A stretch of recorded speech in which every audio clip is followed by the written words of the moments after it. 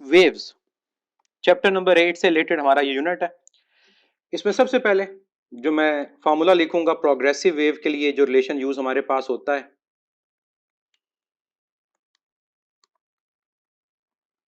कोई भी वेव जो प्रोग्रेसिव है उसका स्पीड फाइंड करने का जो रिलेशन होता है that is v is equal to F lambda. Formula बिल्कुल उसी तरह से है जैसे s is equal to V T से आता है। s अगर वी टी के इक्वल है तो s की जगह लैम्डा पुट कर दें तो लैम्डा के लिए टाइम पीरियड, तो वहां से रिलेशन बन जाता है। फ्रीक्वेंसी को रिप्लेस कर सकते हैं टाइम पीरियड के रेसिप्रोकल भी, तो लैम्डा ओवर टाइम पीरियड के इक्वल भी आएगा।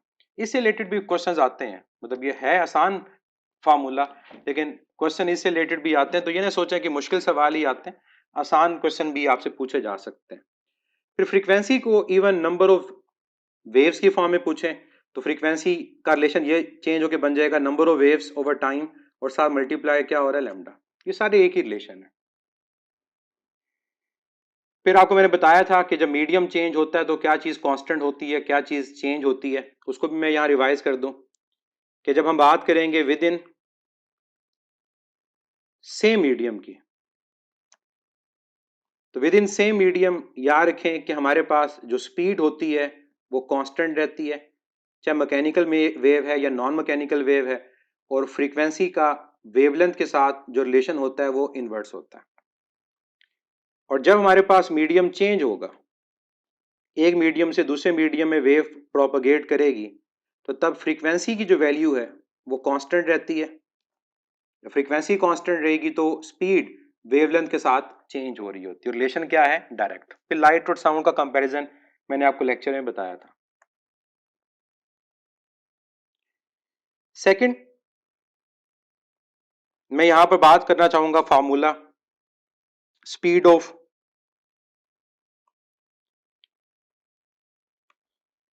साउंड की स्पीड फाइंड करने के लिए जो फार्मूला यूज होता है that is v is equal to under root of modulus of elasticity divide by density. E energy नहीं है, ई मॉडुलस ऑफ इलास्टिसिटी है। और मॉडुलस ऑफ इलास्टिसिटी हमारे पास किसका ज्यादा होगा? जो मटेरियल इजीली डिफॉर्म नहीं होता, सॉलिड का मॉडुलस ऑफ इलास्टिसिटी ज्यादा होता है। इसी वजह से स्पीड ऑफ साउंड सॉलिड में ज्यादा है as compare to liquid and gases. और रो जो है, रो हमारे पास डेंसिटी है उस मीडियम की जिसमें साउंड प्रोपगेट करेगा।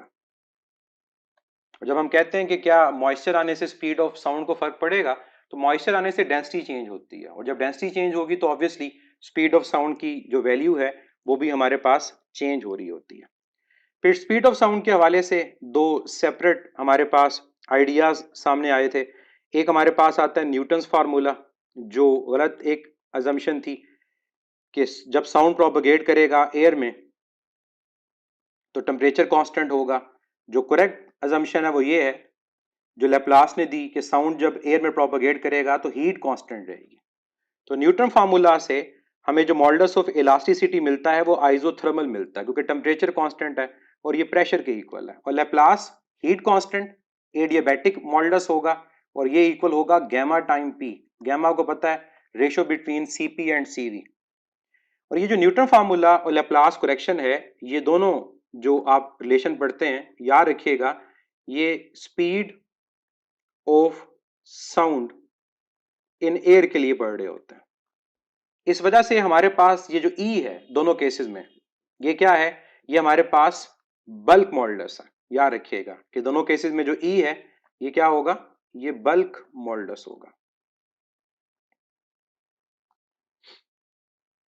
इस फार्मूलाज को जब सब्स्टिट्यूट करते हैं स्पीड ऑफ साउंड के फार्मूला में, तो न्यूटन का स्पीड ऑफ साउंड का फार्मूला आता है अंडर रूट पी ओवर रो, जो गलत है ऑब्वियसली। इसमें एरर आता है आपके पास, इसकी वैल्यू 280 मीटर पर सेकंड आती है, 15% एरर है। और लेप्लास करेक्शन का formula gamma time P over rho. जब डिवाइड करेंगे तो अंडर रूट गैमा आपके पास आएगा। तो गैमा की वैल्यू आपको पता है मोनोटॉमिक गैस की सबसे ज्यादा, फिर डायटोमिक गैस, फिर पॉलीटॉमिक गैस। तो स्पीड ऑफ साउंड फिर किस गैस में ज्यादा होगी? जिसका गैमा ज्यादा, वो मोनोएटॉमिक गैस है।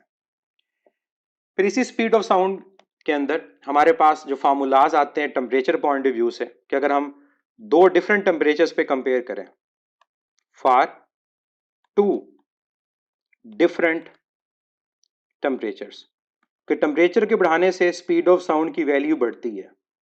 तो फॉर टू डिफरेंट टेम्परेचर्स ये कंपैरिजन बनेगा V1 over V2 is equal to under root T1 over T2, और ये टेम्परेचर केल्विन में है। और अगर हम बात करते हैं फॉर टू डिफरेंट गैसेस, तो दो डिफरेंट गैसेस के अंदर हमारे पास जो चेंज आता है वो डेंसिटी का आता है। तो यहाँ रिलेशन बनता है V1 over V2 is equal to under root ρ2 over ρ1, जिसकी डेंसिटी कम होगी उसमें स्पीड ऑफ साउंड की वैल्यू ज्यादा होगी। एक और फार्मूला इसी स्पीड ऑफ साउंड के टॉपिक में, speed of sound at any temperature T degree Celsius. तो इसका जो रिलेशन हमारे पास आएगा वो क्या आएगा, Vt is equal to V0 plus 0.61 into T, और यहाँ V0 की value speed of sound at 0 degree Celsius वो 332 मीटर पर सेकेंड होती है। तो ये इसका रिलेशन हमारे पास आएगा। तो ये रिलेशन भी आपने स्पीड ऑफ साउंड के हवाले से याद रखने हैं। एमडी कैट का सिलेबस अभी तक नहीं पता क्या है, इस वजह से हम ये नहीं कह सकते कि हमारे पास स्पीड ऑफ साउंड शामिल है या नहीं है। जैसे नम्स का सिलेबस लास्ट डेट से चेंज हो गया, एमडी कैट का भी चेंज हो सकता है। तो स्पीड ऑफ साउंड को कर लेना बेहतर है, इसमें कोई नुकसान नहीं है। मल्टीपल टाइम्स ये चीज बता चुका हूं कि कर लें, अच्छी बात है, कोई नुकसान इससे नहीं होगा आपको। नेक्स्ट हमारे पास स्पीड ऑफ साउंड के बाद जो टॉपिक हम यहां पढ़ते हैं वो principle of super position of wave का होता है। और principle of super position of wave में ऐसा हमारा उसमें कोई डिटेल तो नहीं हम पढ़ते, लेकिन हम स्टेशनरी वेव को आगे जाके डिस्कस कर रहे होते हैं। तो मैं यहाँ पर स्टेशनरी वेव में के ही टॉपिक को डिस्कस करता हूं। स्टेशनरी वेव्स, जिसको स्टैंडिंग वेव्स भी कहा जाता है और नॉन प्रोग्रेसिव वेव भी कहा जाता है, इनको नॉन प्रोग्रेसिव मैकेनिकल वेव भी कहा जाता है। इसमें हम केसेस पढ़ते हैं, स्ट्रिंग का केस पढ़ते हैं। जो हमारे पास स्ट्रेच स्ट्रिंग है फिक्स फ्रॉम बोथ एंड्स,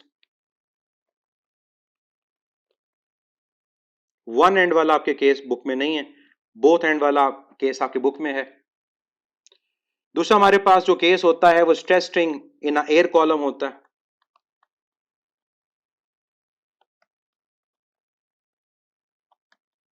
और फिर एयर कॉलम के अंदर हम दो केसेस पढ़ते हैं। एक हम पढ़ते हैं जहां पर हमारे पास ओपन है दोनों एंड से,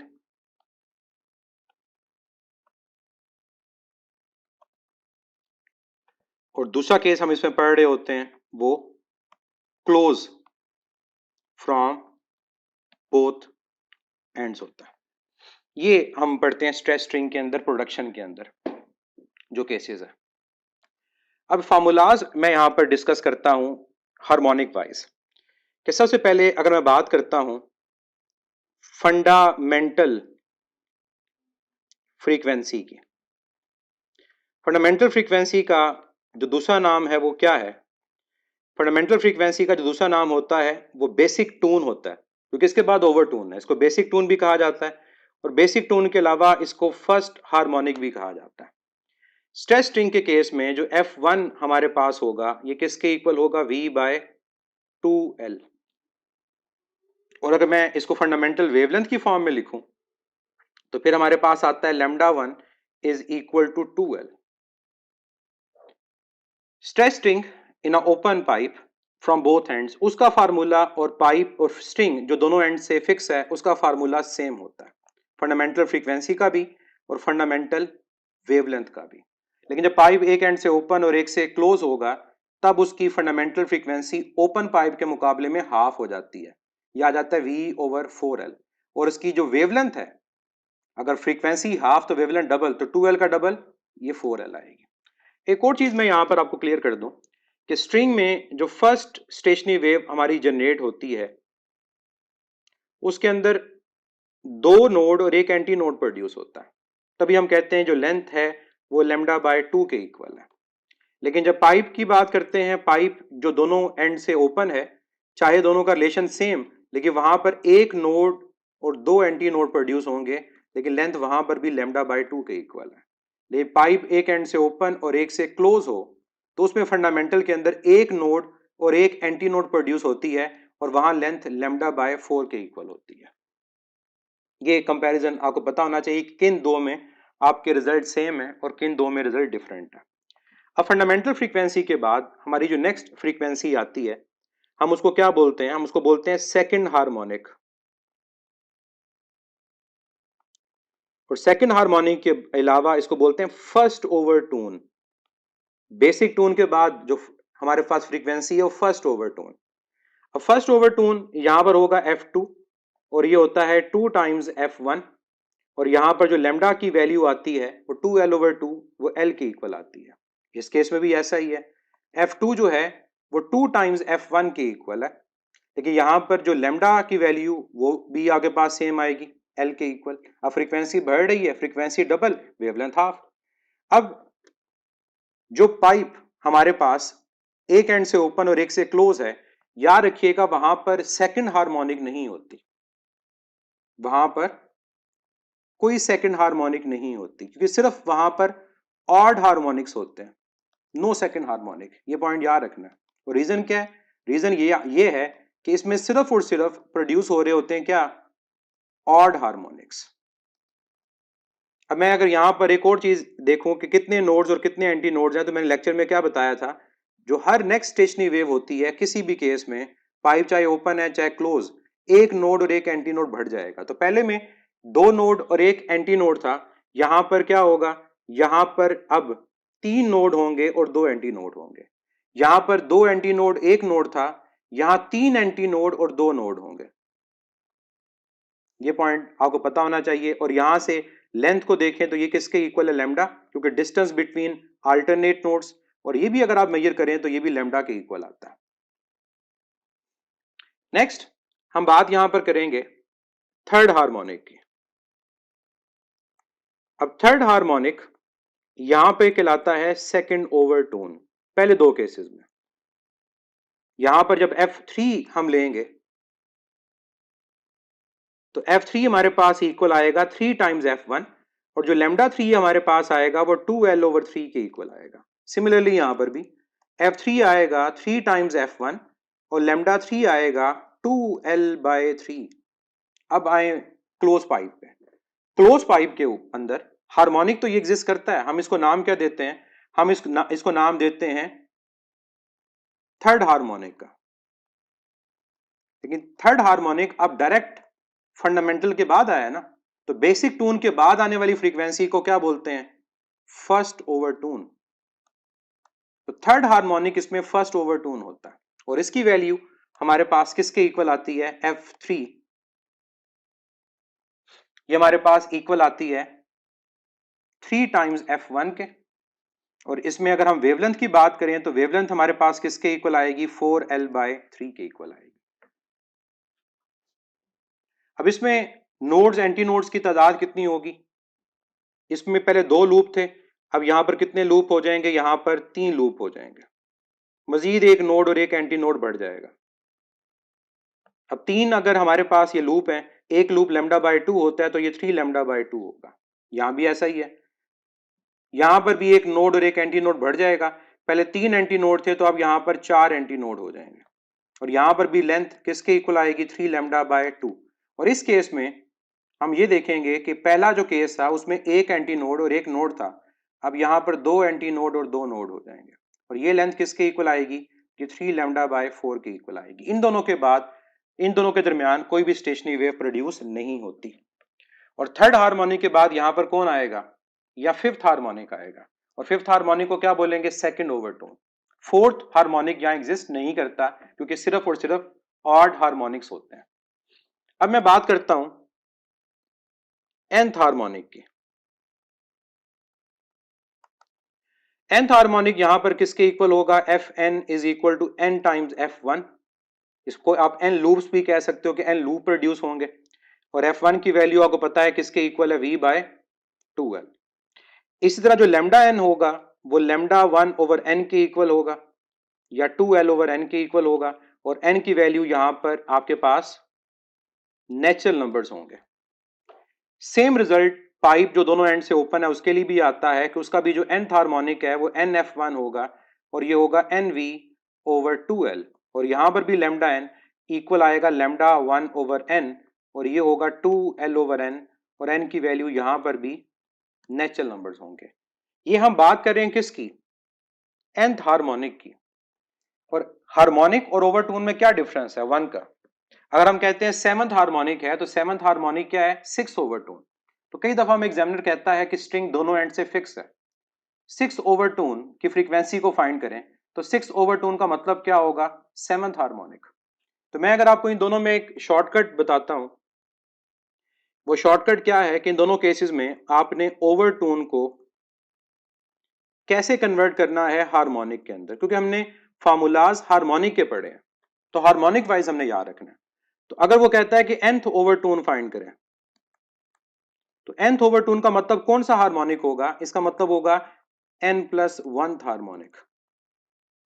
मैं एग्जांपल से ये चीज क्लियर करता हूं। फॉर एग्जांपल, हमें कहा गया सेवंथ ओवरटोन n+1, 7+1 करें तो क्या आएगा?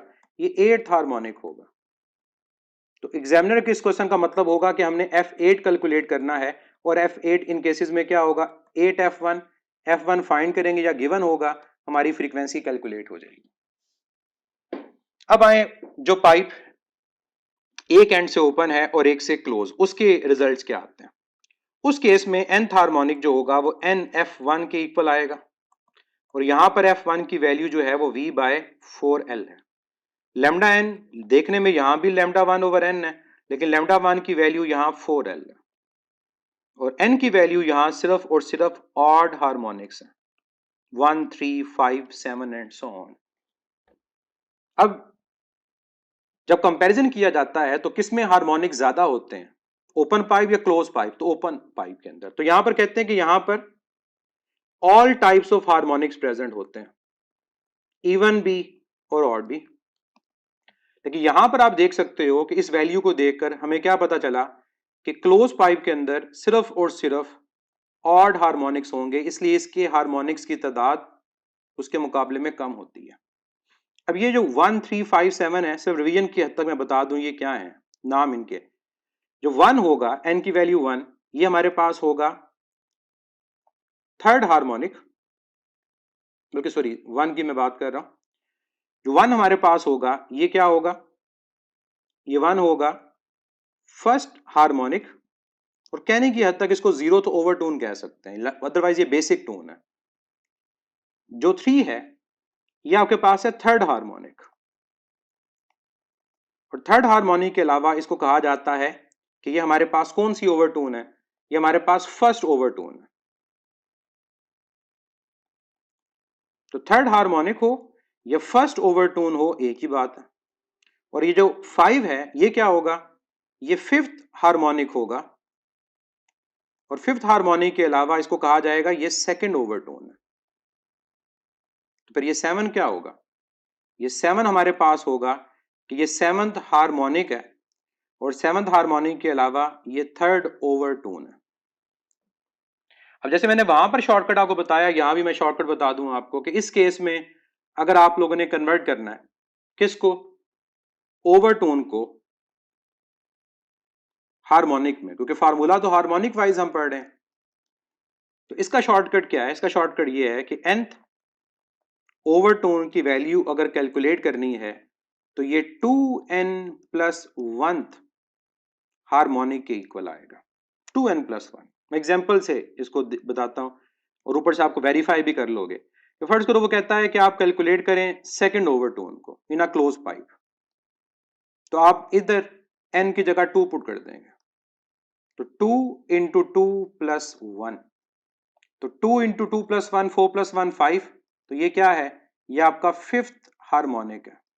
तो सेकंड ओवरटोन फाइंड करने का मतलब होगा एग्जामिनर का कि F5 कैलकुलेट करो, और F5 किसके इक्वल है? 5 टाइम्स F1 के। और ये ख्याल रखिएगा हार्मोनिक के फार्मूलाज में अगर यहाँ 5 है तो यहाँ भी 5 आएगा, अगर यहाँ 7 है तो यहाँ भी 7 आएगा। ऐसा नहीं कि यहाँ पर 5 है तो वहां 7 है, अगर ऐसा कर रहे हैं तो गलत कर रहे हैं। Fifth harmonic means 5 times F1, seventh harmonic means 7 times F1, 11th harmonic means 11 times F1। ये है स्टेशनरी वेव के आपके रिलेशंस और कंपैरिजन उनका। अब यहां पर स्ट्रेस स्ट्रिंग के केस में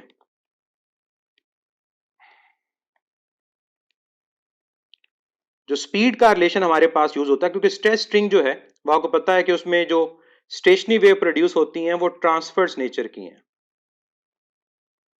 और ट्रांसफर वेव्स के लिए जो स्पीड का रिलेशन है वो क्या है, under root of tension in a string, जिसको मैं एफ से रिप्रेजेंट करूंगा, divide by mass per unit length. इस फार्मूला के अंदर जो एम है, इसको मैंने बताया था कि ये क्या है, ये लीनियर मैस डेंसिटी है, और linear mass density means mass per unit length, तो इसका यूनिट क्या होगा, किलोग्राम पर मीटर।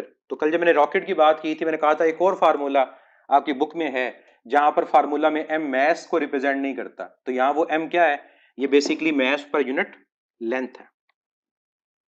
फिर जब हम बात करते हैं स्ट्रेस स्ट्रिंग की जगह एयर कॉलम की, तो एयर कॉलम में प्रोड्यूस होने वाली जो स्टेशनरी वेव्स होती हैं वो कौन सी होती हैं, वो लॉन्गिट्यूडनल होती हैं। बाय नेचर वो लॉन्गिट्यूडनल स्टेशनरी वेव्स हैं, और अगर वो लॉन्गिट्यूडनल स्टेशनरी वेव्स हैं तो उनमें जो स्पीड का फार्मूला यूज होगा वो under root of modulus of elasticity over density होगा, जिसको लेप्लास ने करेक्ट करके कहा gamma time P over rho. अब जो लोग ये सोचते हैं कि ये फार्मूला हमारे सिलेबस में नहीं है, अगर आपको ये फार्मूला नहीं पता होगा, आपने रिवाइज नहीं किया होगा, तो जब एग्जामिनर आपको ये कहेगा कि एयर कॉलम में अगर टेम्परेचर बढ़ा है तो क्या स्टेशनरी वेव्स को कोई फर्क पड़ेगा, आंसर होगा यस पड़ेगा, क्योंकि स्पीड ऑफ साउंड को फर्क पड़ेगा ना, क्योंकि लॉन्गिट्यूडनल वेव्स हैं, साउंड है, टेम्परेचर बढ़ेगा स्पीड ऑफ साउंड बढ़ेगी, तो जो ऊपर हार्मोनिक के फार्मूला में फ्रीक्वेंसी का रिलेशन है, फ्रीक्वेंसी भी चेंज हो जाएगी। तो इसलिए ये फार्मूलाज पता होने चाहिए हमें अगर हम स्टेशनरी वेव का टॉपिक पढ़ रहे हैं। इंटरलिंक टॉपिक्स जो हैं थोड़े बहुत वो करना जरूरी है, और यहां पर जो स्पीड का रिलेशन है वो टेम्परेचर के अंडर रूट से डायरेक्ट और डेंसिटी के साथ क्या है, इनवर्स। यानी एयर कॉलम के अंदर अगर मॉइस्ट एयर आ जाए, वेट एयर आ जाए, तो क्या स्टेशनरी वेव्स को फर्क पड़ेगा, पड़ेगा, क्योंकि डेंसिटी मॉइस्चर के आने से क्या हो जाती है हमारे पास, कम, डेंसिटी कम, स्पीड की वैल्यू क्या होगी, ज्यादा। और ये हम बात यूं भी करते हैं कि मॉइस्चर जितना ज्यादा है, wet air speed of sound ज्यादा as compare to dry air. तो ये हमें स्टेशनरी वेव का टॉपिक अगर करना है तो स्टेशनरी वेव के टॉपिक के अंदर हमें स्ट्रेस स्ट्रिंग में स्पीड का क्या फार्मूला यूज करना है, और इसी तरह एयर कॉलम में स्पीड का क्या फार्मूला यूज करना है, ये पता होने चाहिए।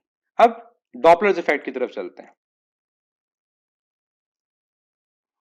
अच्छा, नोड्स और एंटी नोड्स की क्वांटिटी का मैं बता दूं कि नोड्स और एंटी नोड्स की क्वांटिटी, जो stress string fix from both and होता है, इसमें हमेशा नोड एंटी नोड से ग्रेटर होते हैं। कितने ग्रेटर होते हैं, किसी भी हार्मोनिक के लिए नंबर ऑफ नोड्स और एंटी नोड का अगर डिफरेंस लेंगे 1 आएगा। ओपन पाइप जो है, pipe open from both ends, उसमें याद रखिएगा एंटी नोड हमेशा नोड से ज्यादा होंगे क्वांटिटी में, और कितने ज्यादा होंगे, अगेन यहाँ एंटी नोड और नोड का डिफरेंस कितना होगा, 1 होगा। और जब क्लोज फ्रॉम बोथ एंड की बात करेंगे, इस केस में नोड और एंटी नोड की जो क्वांटिटी है nth हार्मोनिक के लिए वो इक्वल होती है। मतलब आप ये कहोगे कि यहां पर अगर हमसे डिफरेंस पूछा जाएगा तो यहाँ डिफरेंस क्या आएगा, 0 आएगा। तो ये भी एमसीक्यू से पूछा जा सकता है, नोड और एंटी नोड का कंपैरिजन।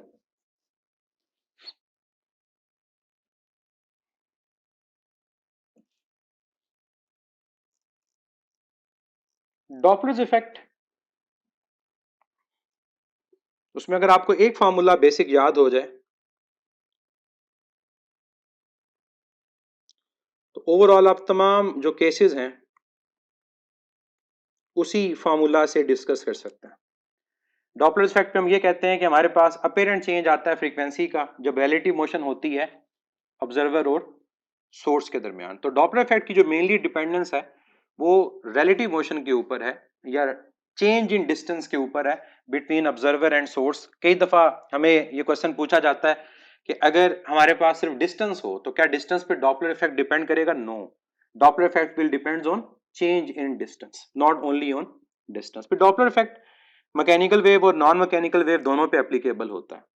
साउंड की बात करें वो मैकेनिकल वेव है, एप्लीकेबल है। अगर हम बात करते हैं इलेक्ट्रोमैग्नेटिक वेव की, लाइट की, वो नॉन मैकेनिकल वेव है, वहां भी एप्लीकेबल है।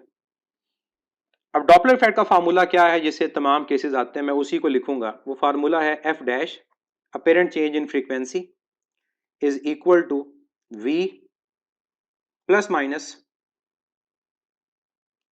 u not divide by v minus plus us into actual frequency. ये फार्मूला मेन है जिसे हम तमाम केसेस को लेते हैं। अब केसेस क्या हैं? पहला केस हमारा ये है कि observer is moving with speed u not towards a stationary source. Source stationary है। अब आपको पता है कि इस केस में फार्मूला क्या होगा, और मैंने आपको बताया था कि साउंड की जो डायरेक्शन है वो तो हमारे पास क्या है, टुवर्ड्स ऑब्जर्वर है, और साउंड की डायरेक्शन टुवर्ड्स ऑब्जर्वर है, तो उसके अकॉर्डिंगली ये सारे फार्मूलाज बनते हैं। और एक्चुअल फार्मूला मैंने बताया था कि उसमें नेगेटिव साइन आता है, और इस नेगेटिव और नेगेटिव डायरेक्शन ऑपोजिट है ना, नेगेटिव और नेगेटिव की वजह से हमारा जो नेट फार्मूला आएगा वो क्या आ जाएगा, वो पॉजिटिव आ जाएगा। ये आ जाएगा v plus you not over v into F. और क्या किया, इस फार्मूला में जो मैंने मेन फार्मूला लिखा, मैंने सिर्फ us की जगह 0 पुट कर दिया। फिर फ्रीक्वेंसी तो चेंज होती है, क्या चेंज आया, डिनोमिनेटर छोटा है, न्यूमरेटर बड़ा है, वैल्यू 1 से ग्रेटर, चेंज ये आया कि फ्रीक्वेंसी बढ़ गई। अगर पूछे वेवलेंथ, तो याद रखिएगा ऑब्जर्वर के मूव होने से वेवलेंथ चेंज नहीं होती, वेवलेंथ की वैल्यू सेम होगी। दूसरा केस ये है कि अगर ऑब्जर्वर टुवर्ड्स मूव ना कर रहा हो, ऑब्जर्वर मूव कर रहा हो अवे, ऑब्जर्वर टुवर्ड्स मूव ना कर रहा हो, ऑब्जर्वर मूव करे अवे, स्पीड उसकी u नॉट है, सोर्स वहीं पर है और रेस्ट पर है, या रिलेटिव रेस्ट हम कह सकते हैं। इस केस में हमारे पास ये साउंड की डायरेक्शन है, यहां पर भी us 0। अब फार्मूला में क्या आएगा, पहले अगर फार्मूला के अंदर आपके पास पॉजिटिव साइन था, तो यहां पर साइन क्या आता है, नेगेटिव आता है, v minus U not over v into F. और अब फ्रीक्वेंसी की वैल्यू को देखें, तो फ्रीक्वेंसी की जो वैल्यू हमारे पास आएगी वो क्या आएगी, लेस देन 1, क्योंकि डिनोमिनेटर अब बड़ा है, न्यूमरेटर छोटा है, फ्रीक्वेंसी कम हो रही है, तो फ्रीक्वेंसी कम हो जाती है जब अवे मूव किया जाए, लेकिन वेवलेंथ अब भी क्या रहेगी, वो सेम रहेगी।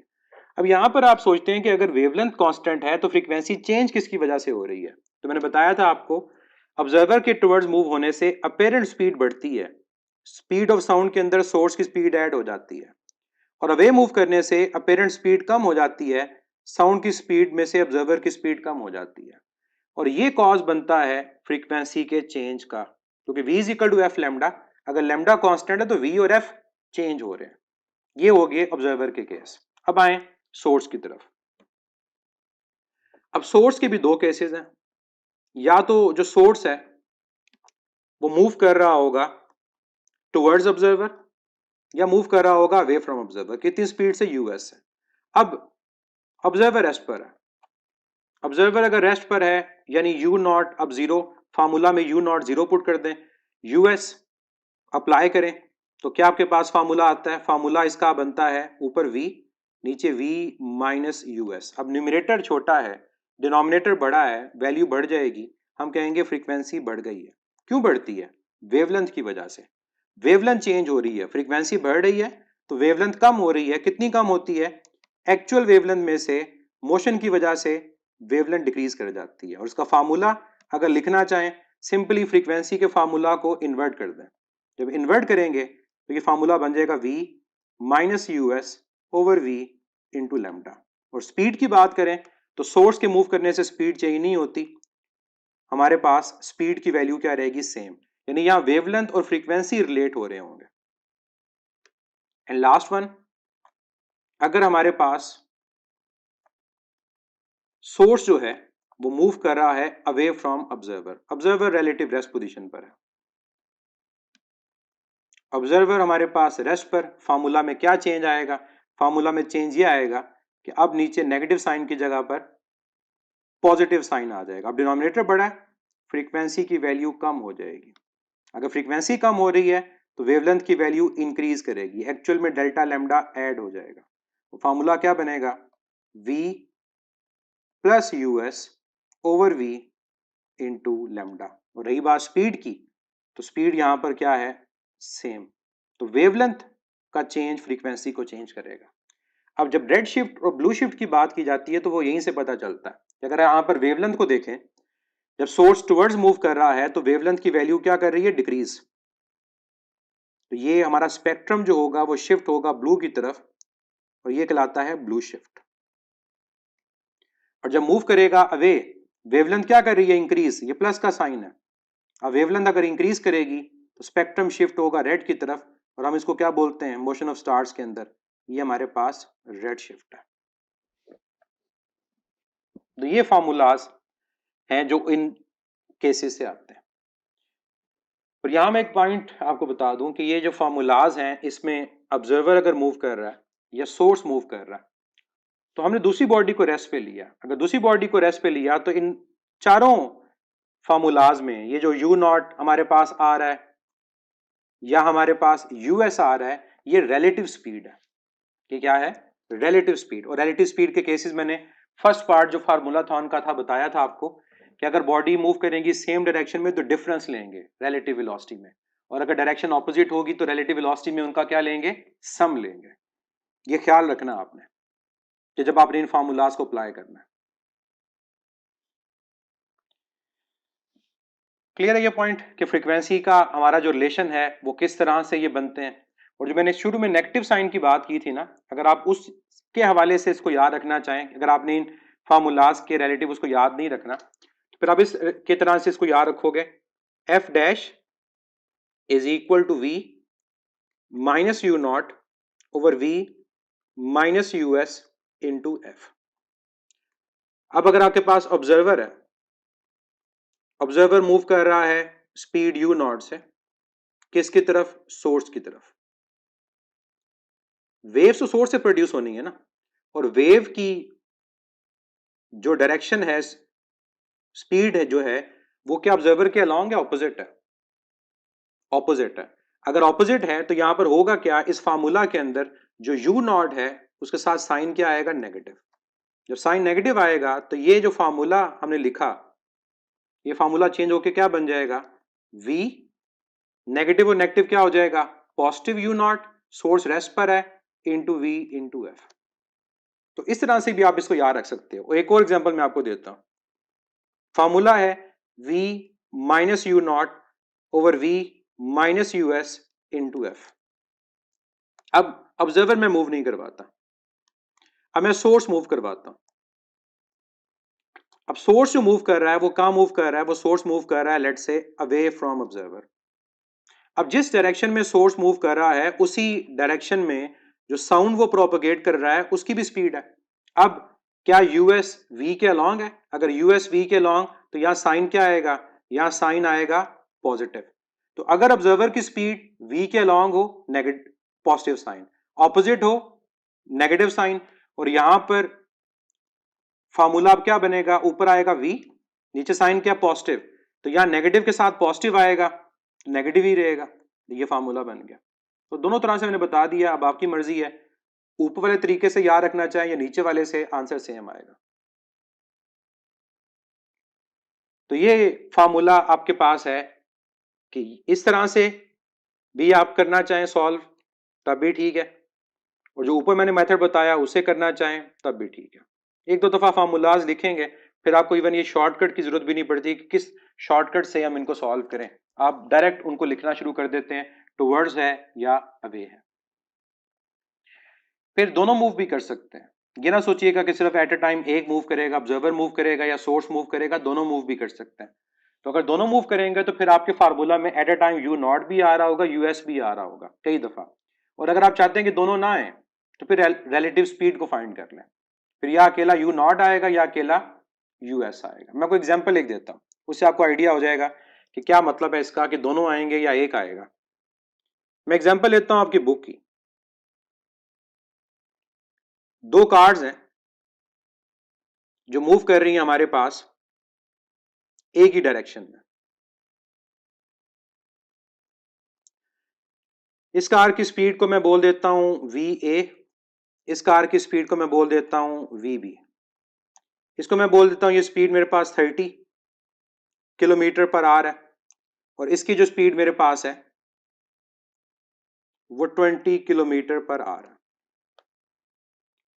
इस टाइम आपको पता है कि बी लीड कर रही है, ए लैग कर रही है, मतलब उसको चेस कर रही है। जो बी का ड्राइवर है, लेट से वो हॉर्न बजाता है, इसने हॉर्न दिया और ये हॉर्न ए के ड्राइवर ने सुना। अगर बी ने हॉर्न बजाया, ए ने सुना, तो मतलब बी कौन है? बी हमारे पास जो है वो सोर्स है और ए हमारे पास क्या है? ए हमारे पास ऑब्जर्वर है। बी सोर्स है और ए क्या है? ऑब्जर्वर। अब कौन सा केस बनेगा? कौन सा केस बनेगा ये वैल्यू से पता चलता है। अगर बी सोर्स है और ए ऑब्जर्वर है तो बी की जो स्पीड है वो कम है और जो ऑब्जर्वर है उसकी स्पीड क्या है? ज्यादा। इसका मतलब ऑब्जर्वर सोर्स को अप्रोच कर रहा है। मतलब आप जब केस देखते हैं ना तो केस से पता चल जाता है कि जिसकी स्पीड ज्यादा है वह अप्रोच कर रहा है। तो अगर सोर्स की स्पीड होती तो हमारी ज्यादा होती तो हम कहते हैं सोर्स अवे मूव कर रहा है। लेकिन अब जो स्पीड है ज्यादा वो ऑब्जर्वर की है, तो ऑब्जर्वर मूव कर रहा है कहां पर? Towards source. तो एक तरीका तो ये है कि मैं केस बना लूं कि observer is moving towards source. क्यों? क्योंकि ऑब्जर्वर की स्पीड ज्यादा है, सोर्स की स्पीड कम है। ऑब्जर्वर टुवर्ड्स मूव कर रहा है, फार्मूला होता है ऑब्जर्वर टुवर्ड्स का v plus you not over v into F. You not क्या आएगा? यू नॉट जो आएगा वो रिलेटिव स्पीड आएगी। अगर मैं ऐसा फार्मूला यूज कर रहा हूं जहां यूएस नहीं है, वो रिलेटिव स्पीड कैसे फाइंड करेंगे? अगर दोनों की डायरेक्शन सेम तो डिफरेंस है। किसकी ज्यादा वैल्यू? ए की। तो यह आएगा V A minus V B, जो 10 किलोमीटर पर आवर आएगा।